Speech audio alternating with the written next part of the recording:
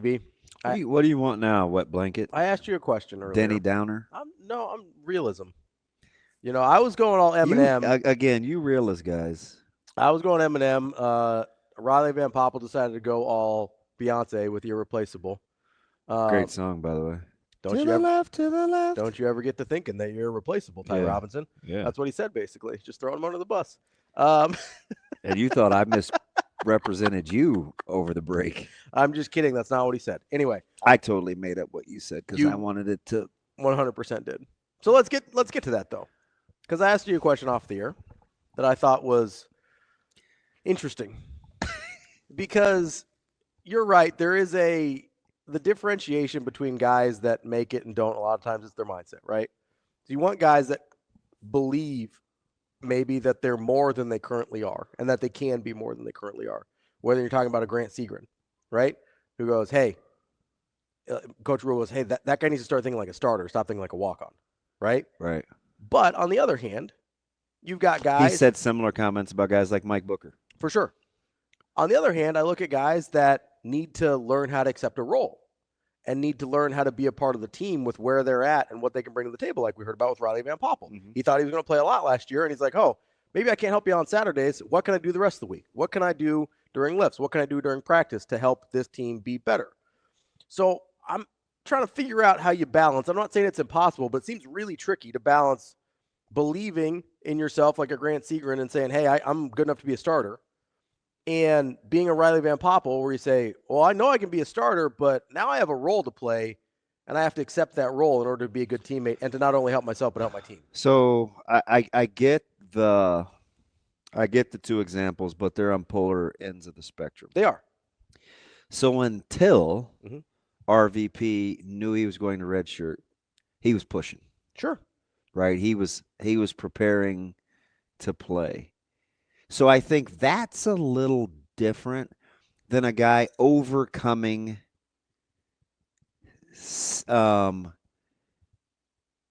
seemingly not knowing how good he or she could be.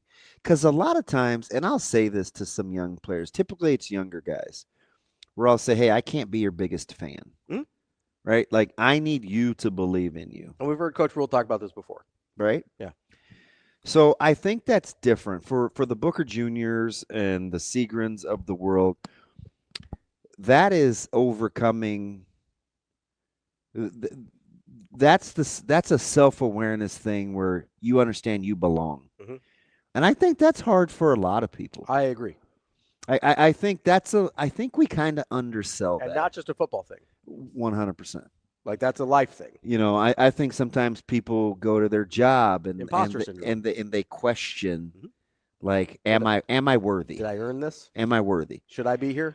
And typically it's more of a, I'm going to stereotype here, but it's 2025 and we have all sorts of.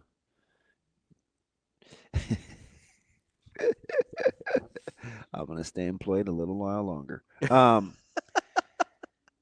It's typically more a male thing sometimes because there's this bravado where we're constantly measuring in this culture up Mhm. against the next guy. Sure. Right? I mean, it's just kind of what we do. Yeah, just right? pissing contests all the time. All right. Well, what's the phrase, right? It's a big wiener measuring contest, right? Yeah. And so, not that that's whatever. I'm an adult. That's the phrase. Yeah. I think it's hard. It's hard to when you're waiting to be that guy to know when you are that guy, Mhm. because sometimes it happens real time. Yeah. And You don't know you're that guy until you're the guy. yeah, until somebody And then you kind of look like around and you're like, designates you. yeah, and then you look around And you wait for it. yeah. You were working for it. Yeah, because I mean, we just want to be validated. Yeah. And so I think it's a tricky mindset that we don't that we I think we undersell. And I understand that part of it. I do. It's vastly so succumbing to your role, which is kind of what you're talking about. Not succumbing, accepting your role. Yes. Which I is think also important. Yeah, but here's the deal. Yeah. The trick is you gotta continually be trying to get better every day. So you got to get them to that point, because sometimes that's the hardest part. Because, like, if I'm Segrin or I'm Gatula or I'm one of these guys that isn't the guy yet before I become the guy. Yeah, maybe Van Poppel's a bad example because I don't love the example just because his role was already defined for him. Yes, and it kind of changed on the fly. Yeah. But I don't have a good example off the top of my head. You But just use me in the running back room. okay. Right? You think I didn't know LP was the better runner? Okay. Certainly not going to change the way I go to work, though. Yeah, so I'm actually thinking about something a little different in the sense of guys that think they're the guy or should be the guy, but aren't. So I'm almost going the opposite of a Segrin, right? Okay. Where Okay. how do you get that guy? Because that's a great question. Because like he's got an unearned confidence. Do you know what that is? What's that? It's what Coach Butler talked about that I was so happy about with the parameters in which you need to have to be able to function at a high level to be a contributor. Yeah. Clearly well defined. Yeah. The common language, high pointing balls, tackling. Are you dependable? Physical. Are you physical? And I think he's threw toughness in there too. When those traits are constantly talked about, and I kind of said this in passing before I even knew this was going to come up later. Remember I said, see, it's easier, those common language, it builds in accountability. Yeah. Because I can sit in a meeting and clearly you're talking to a guy that thought he should have been the man, especially after the spring my junior year. I'm like, come on, man. Yeah. What we talking about? Stop playing favorites with this dude.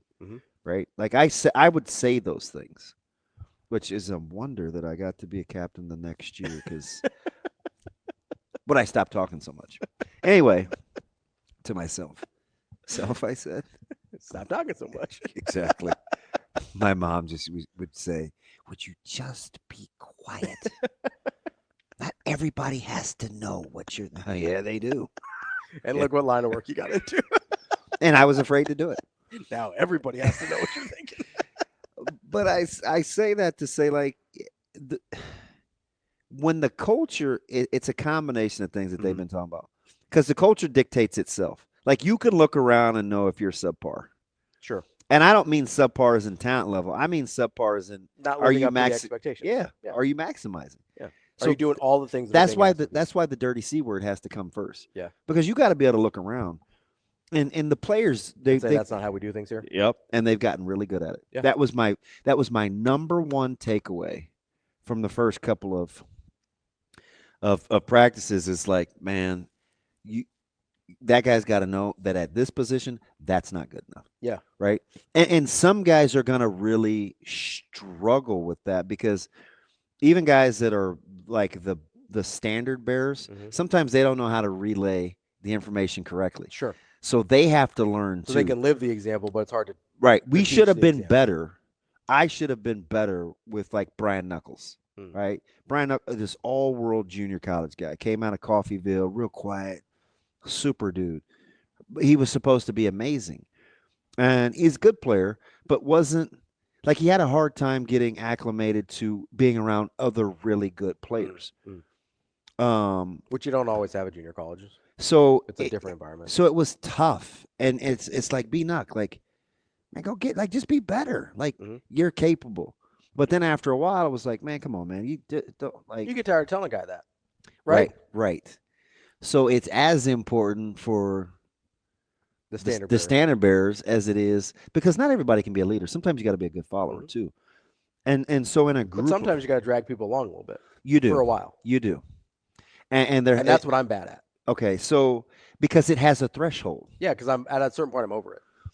And you just don't try to predict it. Free yourself up to exhaust all options until you feel like you don't have any more to give. Now it's different. That's different for everybody. But you can still own yours. Sure, yeah. Right? You just own your own epic. And so, for those DBs, they are hard on each other. Right? But they know, like, the standard is the standard. Where even a guy like Deshaun, who hasn't historically been a mat drills guy, right? You come back and you're kind of this guy and you're super physically gifted. Like, hey, man, turn it up a notch. Right? You got to be good at the things you don't like. Yeah, turn it up a notch. Or if I'm Malcolm Hartzog and I'm finally feeling healthy, like what's the next phase for me? It certainly isn't what I bring to the table on the day to day, because I'm really good at going to work and doing my job. I lay it on the line all the time, and I do what's asked of me. What's next? Mm-hmm. You know what was next for Malcolm? Investing in other people. Mm. That's the next phase. Because when you start to do stuff like that, the guys around you that are trying to assume their role, see, they know, and it reveals itself. Mm-hmm. A Quinn Clark can say to me, I can say, Q, man, what happened? Man, I ain't gonna lie, DB, your boy couldn't get lined up this week. Mm. Where does that standard come from? He didn't make that up. The Yeah. standard was, hey man, if you want to play and be ready to go, Figure out how to get lined up. get lined up correctly. Well, we saw it in. And when you clearly set the expectation level, which Yeah. I love, that's why I'm all in on Butler's. He was very clear. That is a fine line. He was very clear on what it takes. And whether you think you are or not, you can have those open conversations and be starting from the same place. Mm. Hey, let's talk physicality. Hey, let's talk dependability. Hey, let's talk tackling. Hey, let's talk making plays when you have the opportunity.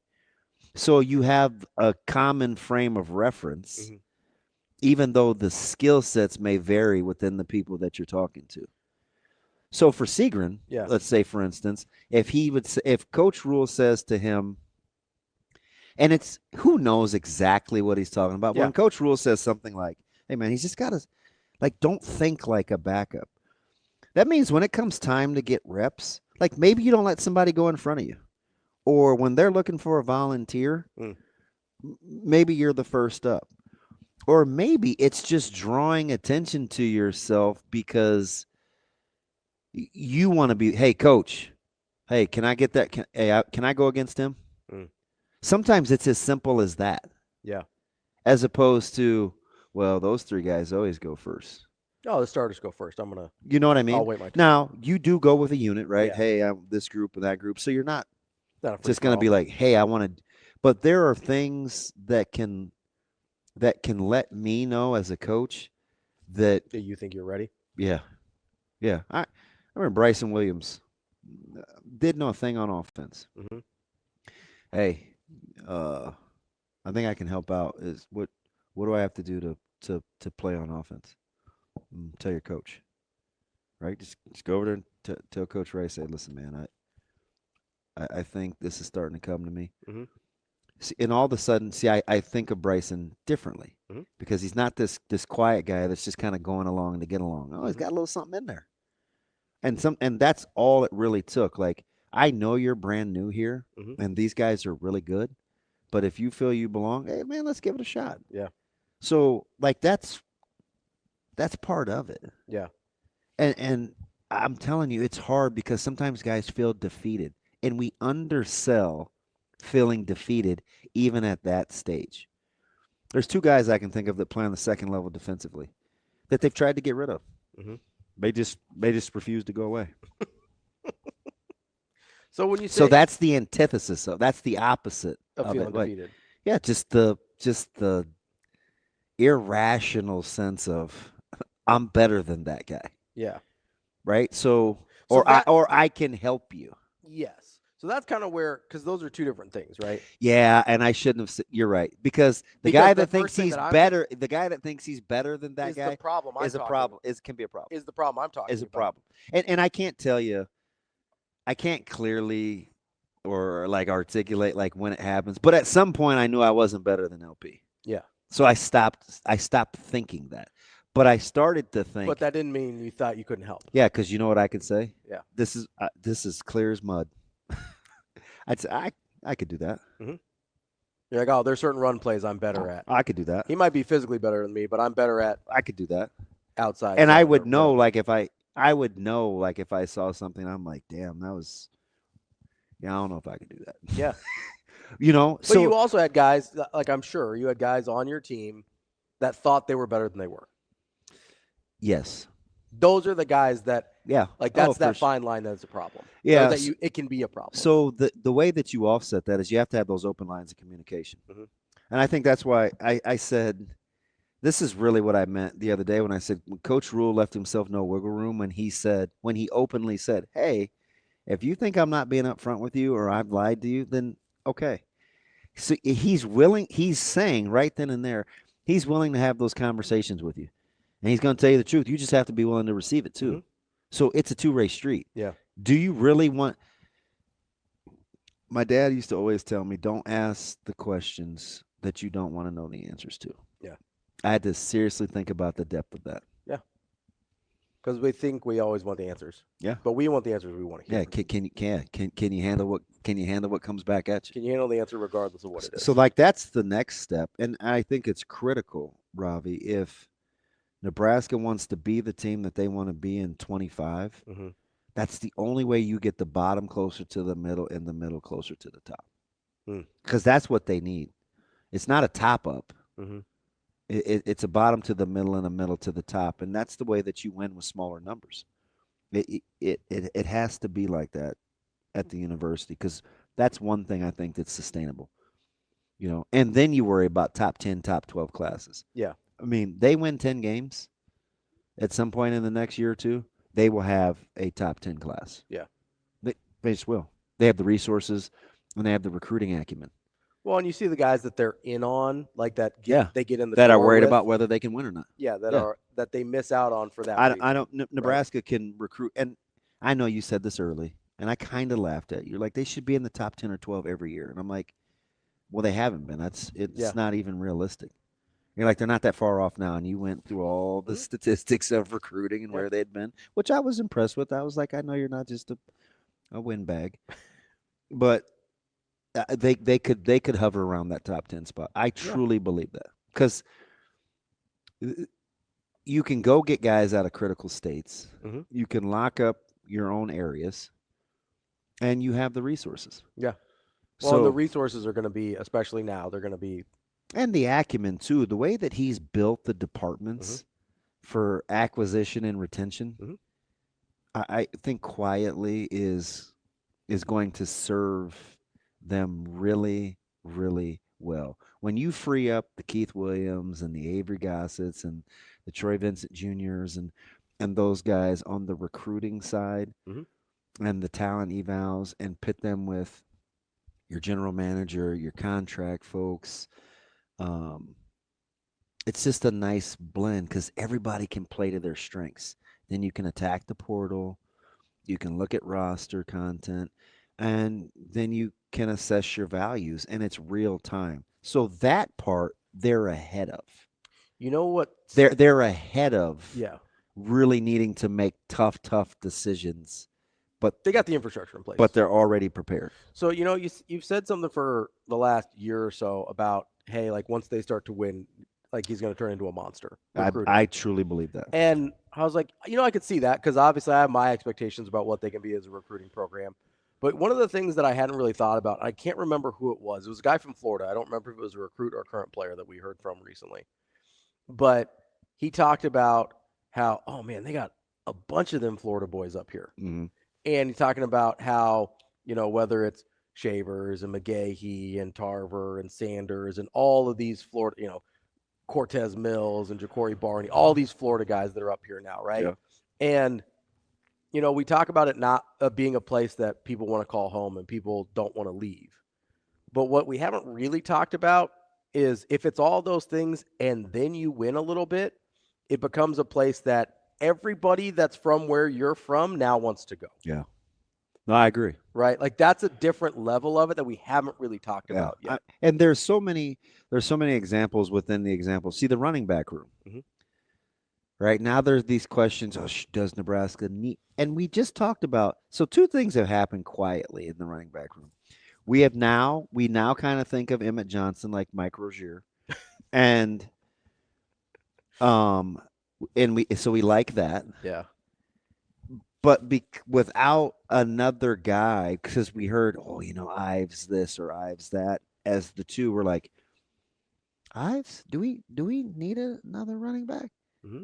wow, I don't know about our dad. Parker isn't practicing it. I mean, what's he's talking about Connor Booth? Do we need one more? Mm-hmm. So those two things happen at once, right? So if I'm a Mackay Nelson, Mhm. aka Grant Seagren, a guy that you don't want to settle, Mhm. go get the next guy ahead of you. Keep practicing every day. Mhm. How fine of a line is it for a guy like Mackay Nelson to think? I mean, he's a really good example of what you're talking Yeah. about because I could see where Can I Mackay, play a role versus I'm better than that guy? yeah, that's an interesting case study. But Especially because the guys ahead of him aren't like they're not Lawrence Phillips. right, You know no, what I mean? I know, no, Like I'm with, Emmett Johnson is gettable. yeah. Like whatever we think about him, he's gettable in terms of being Now chased that down. I don't know about. I don't know, Do you think man. the talent difference between Emmett Johnson and Mackay Nelson is So vast? there's a couple of things that Emmett brings to the table that I think we are underselling. His capacity Mhm. to do the same thing at a high level over and over Sure. again is different than anybody else in that room. Fair. That is hard And to that's an replicate. ability. It is. That is hard to replicate. Like that guy can be an 8 all the time. Which is super valuable. Oh, I'd rather have that than a yeah. 4 to a 10 to a Uh, 3 to a 9. Yes. so he's different. Totally fair. Okay, he's because I think that's the hardest part. Just doing it all the time. Yeah, Yeah. For most people. I've said this for years because I've been on both ends of it. Mhm. I mean this. Being great is just being good all the time. Yeah. That's it. I mean, you see it in That's it. what we do.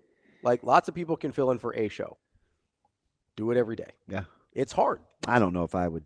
I mean, I have a little. You're more confident in our abilities than I am, but Well, I'm not I just get that. not even just Right. like our abilities, Yeah, just like in this industry, yeah, being to able replicate big entertainment every day as opposed to just a one-off here or there. yeah, Like it's different. It's it's just a tough. different thing, right?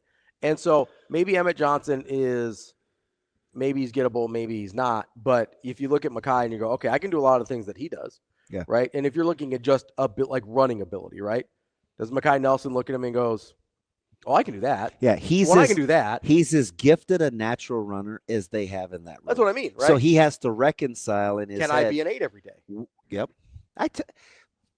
And that is the thing with him. Like, can I handle the rigor? Yeah. Can I take care of my body enough? Mhm. Can I attack each play? When I'm not in, can I steal a mental rep? When it comes to pass, like all the little things, But if you're just sitting there and you're Mackay and you're watching Emmett, I could see where he could say, well, I can do I that, could do that. and I can do that, I agree with and you. I'm a little better at that, I and I agree. can do that. It's emotional maturity. You know what I mean? Yeah. And so that's a guy where it is. That is probably a tough line for him Yeah. to understand. Okay, I can be better or as good at all of these different things as the guy that's the unquestioned starter, and still understand. So that, there are two rooms where I think that's the most difficult. Okay. What two rooms do you think what you're describing I would say would rear their head the most? I would say the two places where you play the least amount of people, and that would be quarterback and running back. See, I think it's running back and wide receiver. See, wide receiver, Wide receiver, there's a lot of like guys that Sure. are only separated Fair. by. Fair. I think wide receiver would be very tough at this stage. But the saving grace that they have is the parameters are so. There's just no wiggle room. They're so well defined. Very well defined. Here's my- There is no gray about what they're looking for. Here's my only thing with receivers is you're going to play enough guys that if you're that close, you'll probably get a shot. Probably. Yeah. But again, to your point, Mhm. if I'm Cortez Mills, oh, And you're looking at Ja'Cory Barney. and you go, I can do that. Yeah. And I can do that. Even though And I can do that. even though the comp is terrible because Barney is Sure. vastly different. Different types of players. I'm just saying as a receiver that's wide receiver 3 or whatever. Yeah. Or they're all ones if you're in a 4 receiver package or a 3 receiver Yeah. package. But I mean, Mills may want in. Yeah. He may say, you know what, man, Hunter, I could do that. Or so it's a very fine line, Mhm. and that's what I mean when I say you can cheer for somebody even though it's at your own expense while you're still trying to own your craft. And I didn't cheer for Lawrence because I wasn't competitive. Mhm. I cheered for Lawrence because I loved him. Yeah. Right. I want the best for him. Right. And none of the magic is going to happen for them in this competitive era of NIL and portaling and roster fluctuation if you don't have if you can't be other centered. Yeah. It's going to be virtually impossible. Yeah. Because for as talented as Ohio State was, we didn't start to fall back in love with Ohio State until they started to show some continuity and chemistry. Can I tell you the exact moment it was for me? Sure. I believe it was after the Big Ten championship game when they when they said, "Hey, we're riding with Coach Day. You people are crazy." Yeah. I could see that. That's the first time I was like, "Oh, they like each other." I could see that. Because a lot of the year we talked about this. We I talked about this all year. We go, "Are they just so talented it's not going to matter?" And they fixed the coaching thing Yeah. on the defensive side of the ball. Yeah, they got on the same page. But how much time all year do we say, are they just so talented it's not going to matter? And then finally, and it looked disjointed. It looked disjointed all year, and there was a lot of transfer guys. And you're kind of looking at it like, I don't really know how this works. And we saw Will Howard kind of wet the bed at the end of the game against Oregon the first time, and you're like, what does this really do? And then you have the Michigan thing, and you're like, oh, this team is, Michigan beat them because they're more cohesive, they're a better team. And then you look at it after that, I don't know, it was one of their. Because they didn't play in the Big Ten championship, or they did. I think it was after the Big Ten championship. Yeah. They go, hey, we were doing this for Ryan Day, for Coach Day, because people are out there talking crazy about if we don't win a national championship that he's going to get fired, and like we're riding with this guy. That's the first time I ever thought, even for a moment, that this team was like gelled and cohesive and together. And it so turns out that they played a team that wasn't near as talented, but equally as gelled. That the cohesiveness was, which was Notre Dame. So you can do it a couple of different ways. And if you are as good on the cohesiveness side, then talent's probably going to win. Yeah. But talent, because you're making the case with going back to the Draymond Green clip and what I told you about Nebraska winning close games, and you think the more even the talent is, the more the cohesiveness matters. Yeah. And it'll overcome talent at certain points. Right? Like there's certain, like our 2014 NBA Finals. LeBron, Wade, Bosh playing a Mavericks. Is that the Mavericks? That was 11. Okay. 14 was the Spurs. Oh yeah, and they got annihilated. Mediocre Spurs team. Yeah. I mean, you're talking Danny Green almost won Finals MVP. Duncan didn't play good until Duncan the was last 15 games, and he was ancient, right? It was before Kawhi became Kawhi. You're talking old Manu, old Tony Parker. This is an ancient team I'll ride with great role players that everybody knew what their spot was, and everybody knew what they were supposed to do, and everybody knew what they weren't supposed to do.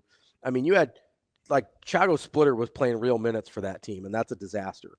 But they beat the living hell out of the Heat in 5 games, just destroyed them. And it was not particularly close, I believe, in the last 3, because that was a team where the cohesiveness overcame the talent gap, and there was a talent gap there. So at a certain point, the cohesiveness can overcome the talent, but the closer you get, so if let's say Nebraska's not as talented as who in the Big Ten, Ohio State and Oregon, who else? Who else clearly has more talent than Nebraska? Are you putting USC in that category? No. Okay. Are you putting especially after Michigan in that category? Yes. Okay, so 3 teams. Penn State, are they in that category? Yes. Penn State is uber talented. Penn State, Michigan, Ohio State, Oregon. Yep. There are 4 teams better than Nebraska in an 18-team league, okay? So let's say 5 through 10 are probably in Nebraska's range talent-wise. Fair. The difference between what's been Iowa, Wisconsin, it's Minnesota. It's clearly Iowa's superpower. Yes. It might be the only thing they're good at. It's clearly Iowa's on a superpower. year in, year out basis. They are significantly better culturally than Nebraska, and it shows up almost every single year. It might be every single only game. Thing they can consistently hang their hat on. That, I know their defense is good really good most years. You're talking about the intangibles. Yes, yeah. They're clearly, but it might be the only thing that really matters. I mean, you could make the case, and I wouldn't fight you over it, that they're the best in the league.